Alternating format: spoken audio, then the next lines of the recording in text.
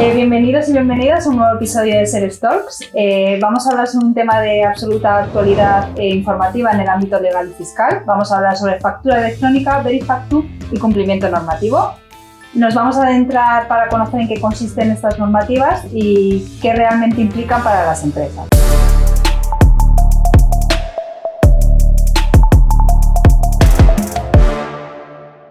Este episodio de hoy lo hacemos en colaboración con una organización sin ánimo de lucro, Women in a Legal World, del cual forman parte mis dos invitadas. Os presento a Consuelo Sevillano, abogada especialista en Tax Litigation, que dirige su propio despacho de abogados, Tribus Pecats.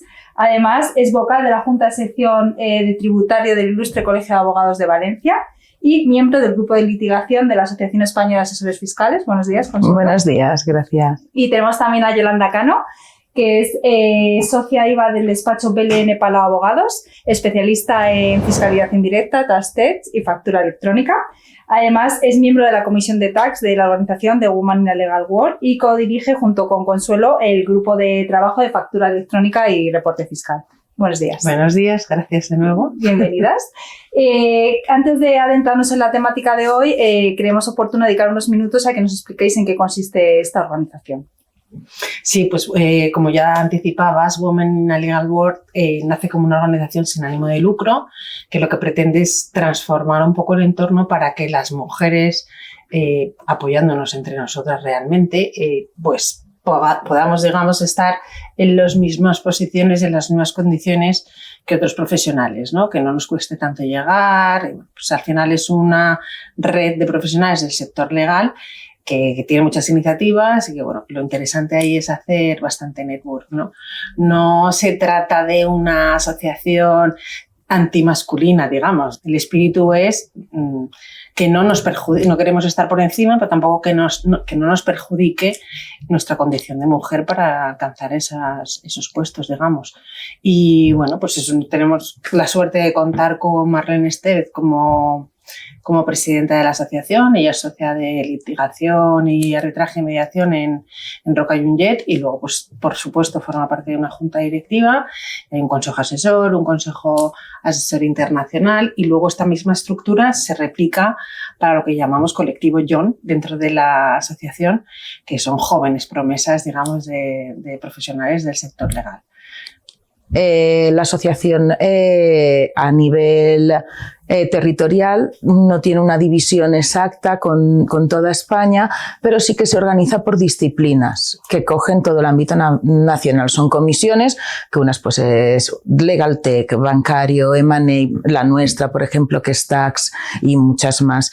Y se facilita mucho los eventos que promocionan el networking ya solamente entre nosotras, sino también pues con empresas, con otras asociaciones, fundamentalmente para poner en valor pues el talento en femenino, potenciar el liderazgo femenino pues tanto en empresas como en instituciones con carácter más político o ámbito asociacionista. Facilitar también la formación a la comisión de Young, pues a través de un programa que es súper interesante, que es de mentoring, que es de mujeres que ya tienen un cargo de responsabilidad pues en distintas instituciones, mentorizan a mujeres más jóvenes que inician en la profesión. Es un ámbito muy cooperativo y muy interesante. Vamos ahora, si os parece, a adentrarnos un poco en la temática. Vamos a empezar contigo, Consuelo. Si nos puedes contar un poco en qué consiste Verifactu y en qué situación se encuentra ahora mismo. Hago un breve resumen de lo que es el Verifactu, empezando por lo que no es. Me parece estupendo. El Verifactu no es un nuevo reglamento de facturación. El reglamento de facturación se mantiene como está. El Verifactu es una regulación que establece unos estándares en los sistemas informáticos de facturación, es decir, cómo las empresas utilizan los ordenadores y las aplicaciones informáticas para registrar sus facturas emitidas. Es eso. De hecho, es una norma más técnica que fiscal. Casi toda la norma se dedica a establecer estándares de firmas electrónicas, de trazabilidad en los apuntes, de evitar borrado de registros, que no hayan huecos en apuntes contables y que exista una conservación y que esa conservación sea fiable, que se permita una comunicación también fiable con una firma electrónica, que es lo que todos estamos habituados cuando nos relacionamos con la administración pública, en la comunicación de los registros en la administración pública. Es decir, el Verifactu no obliga a comunicar los registros, pero sí que existen dos modalidades. Tú puedes acogerte a una modalidad Verifactu, que es que tú conectas directamente tu sistema informático de facturación con la agencia tributaria y de forma inmediata, cuando practicas el registro, se crea un volcado, un copiado en el sistema de la agencia tributaria, en su base de datos, o puedes optar por el sistema no Verifactu, es decir, tú te haces responsable de conservar los datos. A requerimiento de la administración tributaria los tienes que presentar por el mismo sistema informático de transmisión de datos. Funciona como un EDIFACT, que casi todas las empresas están acostumbradas a este tipo de transmisión de datos. Y eres tú el responsable de conservar ese dato y de acreditar que es íntegro. Es decir, lo que se busca es una transparencia en el sistema de facturación y un control. Siempre la finalidad es evitar la evasión fiscal y el fraude fiscal. Aquí el gran problema ha sido que es un proyecto muy ambicioso. Es decir, no supone ninguna diferencia sustancial con lo que sería el SI, al que están acostumbradas todas las grandes empresas, salvo esta comunicación inmediata, y el SI es cada 4 días, el SI es facturas emitidas y recibidas, y esto solamente emitidas, pero sí que implica un ámbito subjetivo muy amplio de obligaciones para contribuyentes que no están acostumbrados a llevar estos sistemas tan rígidos. Porque están dentro del ámbito subjetivo todas las empresas que tributan por impuestos sobre sociedades y aparte todos los autónomos y profesionales que tributan como actividades económicas en el IRPF. Y los establecimientos permanentes de empresas extranjeras que están sujetos en España como sucursales al impuesto de no residentes. Todos estarían sujetos al Verifactu. Se escapa el País Vasco y Navarra porque ya lo tienen desde hace tiempo, el Ticket Buy y el sistema de Navarra, que es el equivalente a nuestro Verifactu. Entra no solamente ámbito de IVA, entra también IGIC, Canarias entra, y el IPSI, Ceuta y Melilla. ¿Para quién no entra? Pues para quien ya lo está transmitiendo, para las empresas que tienen sí, con lo cual todo este bloque de grandes empresas quedan fuera. Para los que entran obligados, que son los que más confusión tienen en sus sectores, pues son los autónomos.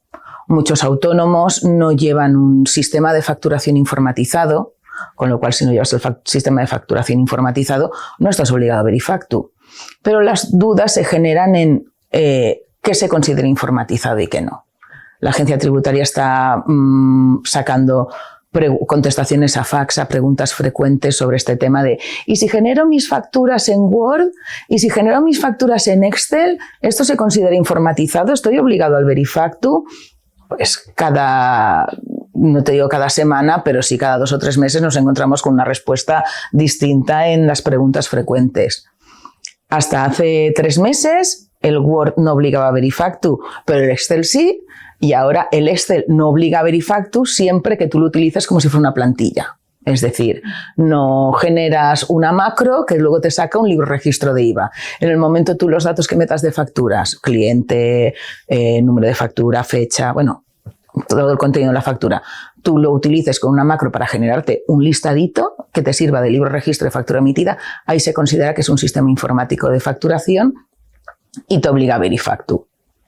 El problema aquí son los costes, porque el principal obligado a esto, como hemos dicho, es una norma técnica, son las empresas desarrolladoras y comercializadoras de software. Ha supuesto un sobrecoste para pequeñas y medianas empresas y para autónomos. La agencia tributaria pues ha dado la posibilidad de que estas pequeñas empresas o estos autónomos que no tienen un gran volumen de facturación puedan acceder a un aplicativo de Verifactu en Internet, en su sede electrónica. El problema es que cada vez tienes que poner todos los datos, es decir, no funciona como una base de datos. Así que no sé qué éxito podrá tener cuando se ponga en marcha, lo veremos. Otra de las novedades que introduce el Verifactu es una modificación de las facultades de comprobación.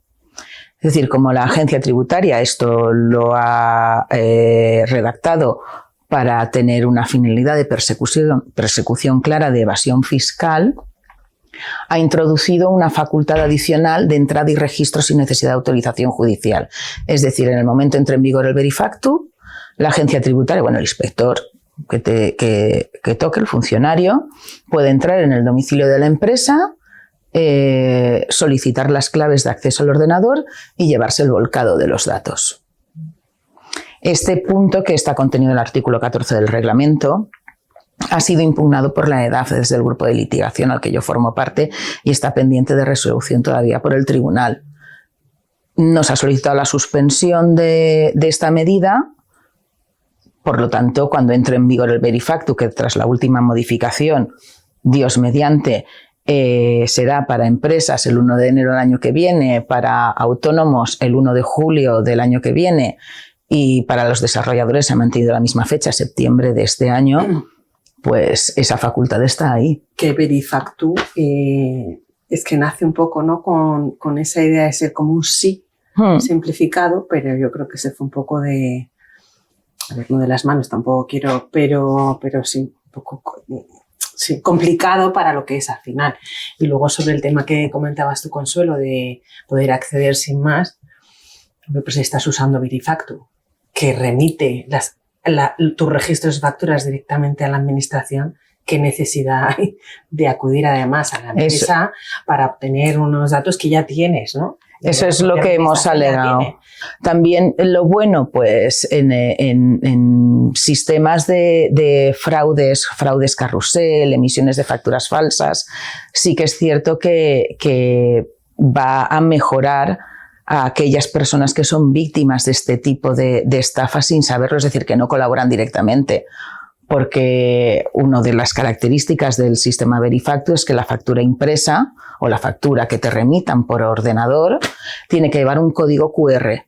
Ese código QR, si tú estás en sistema Verifactu, directamente lo puedes consultar en la agencia tributaria y la agencia tributaria en la sede electrónica te dará los datos del emisor, los datos de la factura y que la factura está verificada, es decir, que quien te ha emitido la factura la ha declarado. Eso es lo que es verificar la factura. Y en el caso de las empresas que están en el sistema no Verifactu, lo que haces es comunicar tú esa factura a la agencia tributaria. De manera que lo único que puedes comprobar es que esa empresa existe, no la veracidad de la factura, porque la empresa no la ha comunicado, pero la comunicas tú como cliente.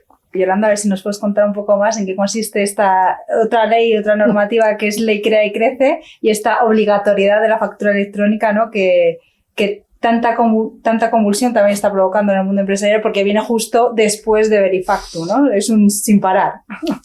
Sí, a ver, realmente las normas, aunque la Ley Crea y Crece está en vigor desde 2022, luego los desarrollos reglamentarios han ido un poco en paralelo. Verifactu es verdad que tomó más carrerilla porque venía de la agencia y factura electrónica viene del ministerio, ¿no? Pero esa manera de desarrollarlo en paralelo y demás, pues sí que ha dado muchas veces lugar a confusión, ¿no? Entonces la factura electrónica, pues eso es como, pero lo que viene el lobo, ¿no? Pues yo creo que sí que hay que creérselo, o sea, ya está ahí, y hay una obligatoriedad que está recogida en una ley, que es la Ley Crea y Crece.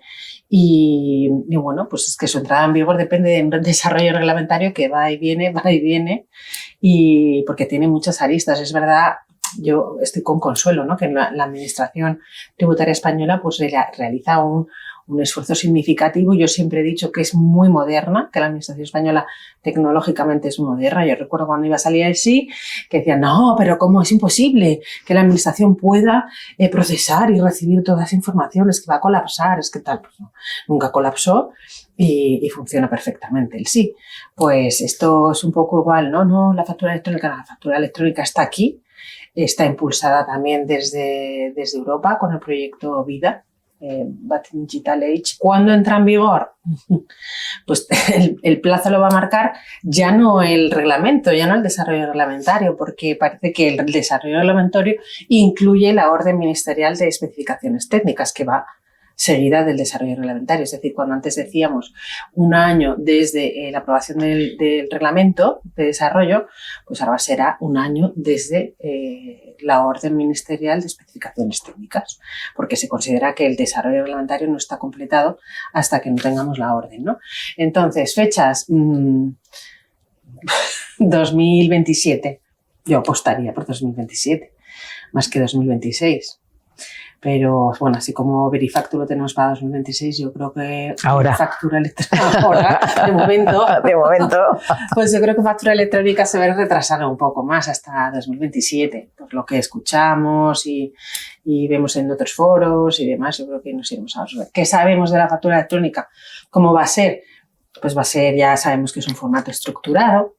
Yo creo que aquí quien tire, que pegue primero, pegará mejor, porque tengamos en cuenta que esta factura electrónica, esta obligación, es en un ámbito local y para operaciones locales. Pero llegará un momento, también en el contexto de vida, que tendremos que utilizar facturas transfronterizas para las operaciones intracomunitarias, por ejemplo. No habrá operación intracomunitaria si no hay factura electrónica. Eso tiene un montón de implicaciones también.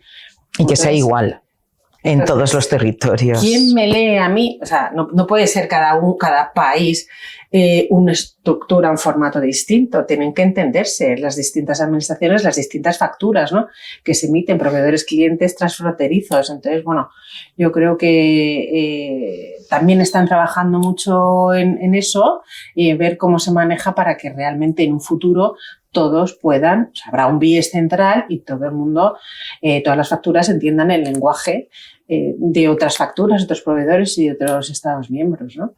Eso yo creo que retrasa un poco y también ha retrasado un poco el tema de la protección de datos, ¿no? En factura electrónica lo que se plantea es, tú tienes un modelo, una plataforma, lo que sea, de factura electrónica, y esa factura viaja de tu sistema al sistema de tu cliente, pero a la vez una copia fiel de esa factura electrónica tiene que pasar por una solución pública. La solución pública es un repositorio. La solución pública tiene dos funciones. Una, repositorio de todas las facturas electrónicas, y dos, plataforma de factura electrónica para aquellos que no puedan desarrollar. Es decir, es un poco limitada también porque tiene un formato Facturae, que tampoco va a ser el formato que luego, digamos, vamos a utilizar en un ámbito transfronterizo, ¿no? Pero tiene esa doble funcionalidad. Y entonces, claro, ese viaje de facturas de un lado a otro, además una copia fiel a la solución pública de la administración, bueno, pues planteaba muchos temas de protección de datos y demás. Entonces, trabajando en eso también, pues eso, ese tipo de cosas va provocando retrasos en su implementación. Y ya sabemos que es un formato estructurado, VL probablemente, y que bueno, pues que tenemos una solución pública por la que van a pasar todas las facturas, ¿no? Y luego, sobre todo, pues tanta obligación, que yo, a ver, no lo critico, que yo siempre digo que siempre he sido muy impulsora, muy defensora del uso de la factura electrónica. Yo creo que facilita mucho, reduce el papel, en fin, la gestión se facilita, pero claro, estas facturas electrónicas que ahora van a llevar estados, que si la he recibido, que no la he recibido, la he rechazado, no la he rechazado, está pagada, no está pagada, cuando se envíen, cuando se hagan pagos por remesas, o sea, es una carga adicional con tu Verifactu, con tu SI y con 1000 cosas más de reporte fiscal, pues los derivados de la normativa DAC 7, por ejemplo, que afecta a las plataformas digitales, o los derivados, por ejemplo, de la normativa de proveedores de servicios de pago, que también tienen que reportar. Es decir, que hay una cantidad de reporte que al final es más o menos la misma, que, bueno, pues si te hacen un traje a medida, pues te lo han hecho, pero igual esta carga de reportes y de desarrollos y demás, pues no era tan necesaria, ¿no?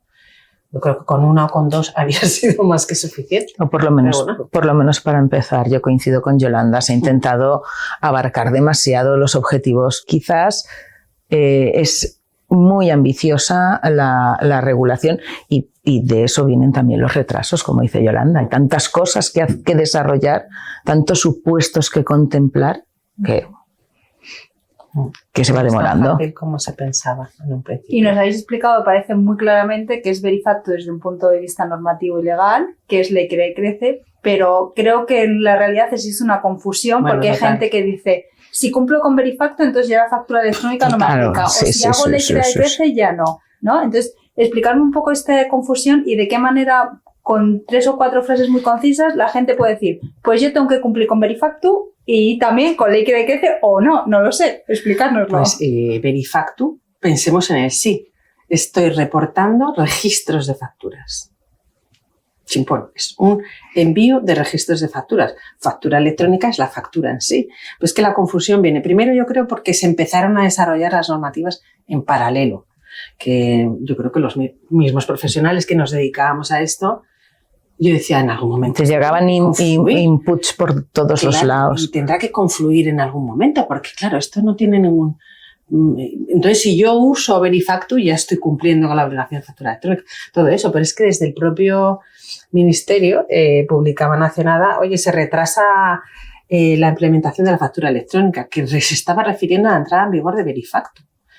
O sea, que la confusión viene incluso de los propios órganos que están desarrollando una y otra iniciativa. Y son tan diferentes que vienen de 2 ministerios distintos. Es decir, factura electrónica depende del Ministerio de Economía y Transformación Digital, y Verifactu es Ministerio de Hacienda puro y duro. Es decir, es normativa que proviene de 2 ministerios distintos con 2 finalidades distintas. Sí que es cierto que a nivel técnico tienen que tener requisitos que puedan hacer confluir esa información que le estás obligando a llevar a la empresa, al particular, pero realmente la normativa, habrán zonas que confluyan, pero hay zonas que no, porque su finalidad es totalmente distinta. La confusión viene, pues, también se han dado charlas conjuntas, es decir, hay una labor de información brutal desde la administración pública. Se prestan para ir a asociaciones, a colegios profesionales. Nosotros, por ejemplo, en el ICAP han venido ya 2 veces, pero me consta que no solamente en Comunidad Valenciana, aquí en Madrid, donde se les llama, hay un departamento específico para dar formaciones, pero con eso y con todo hay confusión. Sí, es que hay personas que todavía confunden lo que es una factura simplificada con una factura normal. ¿Cómo no van a confundir el Verifactu que me dice que tengo que tener un QR en la factura con la factura electrónica? Pues ya tengo el QR, será electrónico, ¿no? Porque como lo paso por el ordenador, claro, lleva al común de la ciudadanía, lleva esa confusión. Hay empresas que por no meterse en Verifactu, porque no tienen muy claro todavía si yo hago Verifactu o si tengo mi propio software, necesito una autorización, va a ser una simple carta de intención, como con Ticketbuy y demás, pues yo me meto en el sí.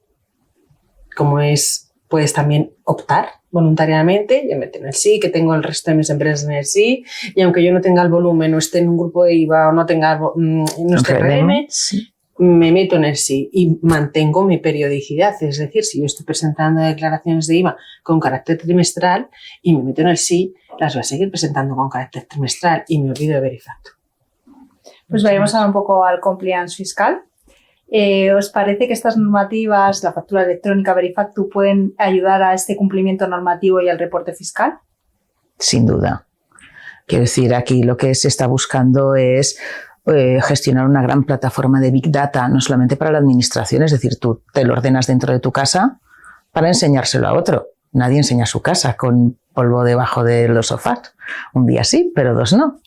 Y evidentemente el sentarte y mirar qué pongo dentro de cada cajón y por qué lo pongo ahí, indudablemente esa es una labor de análisis, de gestión de datos interna que va a ayudar muchísimo, pues, a la prevención a la detección de riesgos, lo primero, a la prevención de los mismos y después a las auditorías certificadoras de todo lo que es el compliance. Incluso no ya legal, que hay una obligación, sino interno, de los propios protocolos internos de las empresas. Hablamos de compliance y hablamos de compliance, del compliance fiscal, el compliance penal, pero las empresas, el primer compliance que tienen que tener controlado es el de sus protocolos internos. ¿Dónde dejo la taza de café? En el staff. Por poner un ejemplo muy de día a día, pero ¿dónde se guarda este tipo de documento? ¿Quién lo guarda? ¿Quién lo firma? ¿Quién lo aprueba? ¿Por cuántas manos tiene que pasar, todos esos protocolos internos, no solamente de gestión financiera, sino de stock, logística, todo esto va a obligar a que se ponga cada cosita dentro de su cajón. Y sí, es fundamental. Sí, totalmente de acuerdo. Yo recuerdo cuando, o sea, con el sí ya te pueden hacer un traje a medida y son registros de facturas. La administración ya no te pide, pues mira, las de mayor importe, no sé qué, no, ya va al detalle de estos conceptos o lo que sea, ¿no? Yo recuerdo cuando dábamos charlas y hacíamos conferencias y tal sobre el sí, que me acuerdo que acompañaba a Rufino y también con Alberto. Bueno, Rufino, claro, era el padre del sí y yo era un poco la parte revolucionaria. Cada vez que dábamos una charla, pues yo decía siempre, pues que esto del sí, al final, la gente tiene que hacer unos desarrollos e incurrir unos gastos. Oiga, le mando las facturas a usted, administración, y ya haga lo que quiera con ellas, si me da igual.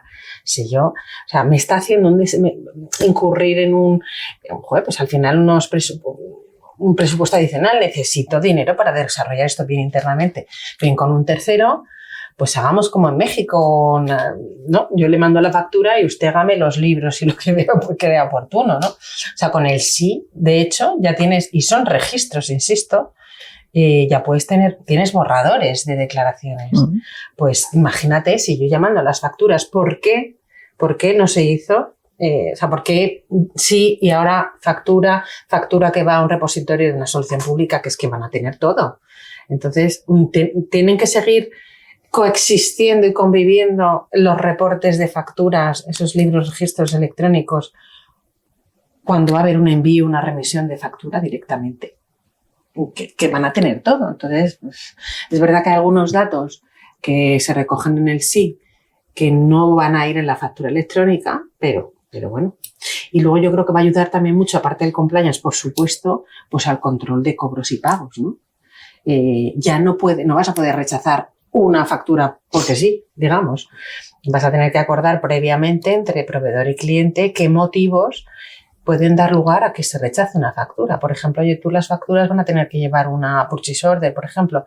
Pues no viene a por rechazar, pero no me puedes decir que le falta una florecita a la factura, porque no es un motivo, no es una causa justificada para que me rechace esa factura. Entonces yo creo que se va a agilizar bastante el tema de cobros y pagos. Esperemos, con la administración pública al principio, bueno, no se veía tan claro, pero luego la realidad, y hay estudios que han demostrado que efectivamente se ha reducido el periodo medio de cobro de estas facturas de la administración. O sea que sí, ayuda al compliance total. Y por último vamos a hablar sobre una temática que está en boca de todos, que es la inteligencia artificial y que creo que también puede llegar a aplicar a este mundo fiscal, ¿no? Y legal. ¿Creéis que la IA puede ayudar a entender estas normativas o aplicar factura electrónica, el cumplimiento normativo? ¿Creéis que puede ayudar o lo veis todavía lejano? Yo soy fan total de la inteligencia artificial. No es que lo utilice para mi trabajo, para día a día, pero me parece Matrix total. O sea, es que yo soy muy, muy partidaria del uso de la inteligencia artificial con un marco normativo, pues por supuesto, controlado. Es verdad que en Europa quizá nos pasamos de puristas y se está haciendo un gran desarrollo normativo y de control de la forma en la que se aplica la inteligencia artificial, mientras que otros países como Estados Unidos o China pues son más flexibles, digamos, y al no tener tanta normativa, tanta restricción y tanto requisito, pues avanzan más rápido, ¿no? Entonces, como aquí tenemos ese marco normativo que es más restrictivo y que, bueno, puede tener sus inconvenientes, yo creo que la ventaja también es que se puede utilizar para muchísimas cosas.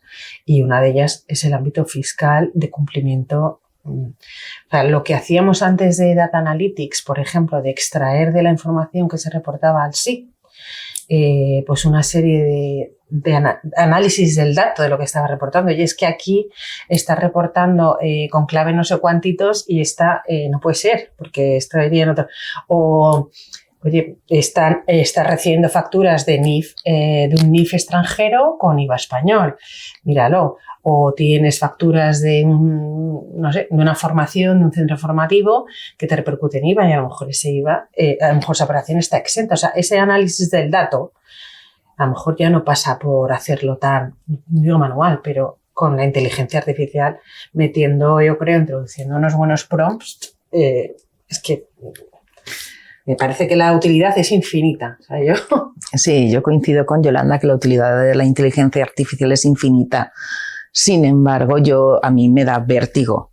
Es decir, yo veo aquí una voracidad, no ya para el uso por parte de los ciudadanos, sino por parte de la administración tributaria, que es lo que yo toco más cercanamente en otras administraciones. Pero hay una voracidad por tener el dato que es exacerbada. Los proyectos que se están poniendo en marcha de inteligencia artificial generativa, se solicitan los algoritmos para ver qué sesgo se está utilizando en esos programas, en los algoritmos de diseño de la inteligencia artificial generativa de nuestra propia administración tributaria. Y no los facilitan porque dicen que están protegidos por las normas de propiedad industrial intelectual por IP. A mí, ciertamente, no es que me dé pánico, porque sí que es cierto que en Europa existe una normativa muy desarrollada que habrá quedado anticuada al segundo uno después de su publicación en el diario oficial. Eso también tenemos que ser conscientes, porque la carrera tecnológica y el desarrollo va más rápido que el desarrollo normativo. Pero sí que es verdad que no saber qué sesgo se está poniendo en un determinado sistema, proyecto de inteligencia artificial que está analizando nuestros datos de forma particular, de forma sectorial, de forma territorial, y por qué se está poniendo un sesgo y no se está poniendo otro, que yo creo que casi es más importante que saber el sesgo que se está poniendo. A mí esa ignorancia me produce muchas cosas, pero no la felicidad, o sea, es así. Sí, vértigo. Muy bien, pues nada, hasta aquí el podcast de hoy. Como hemos podido ver, estamos ante un cambio profundo de cómo las empresas se relacionan con la administración tributaria. Creo que Verifactu y Ley Crea y Crece no son solo normativas, sino que abren las puertas a hacer procesos automatizados mucho más eficaces, más eficientes y más seguros. Y que creo que si le añadimos esta parte de la inteligencia artificial, pues el potencial puede ser bastante amplio, ¿no? Daros las gracias a Consuelo y a Yolanda por participar aquí, y a nuestros oyentes por escucharnos, y nada, hasta la próxima. Muchas gracias. Gracias a vosotros.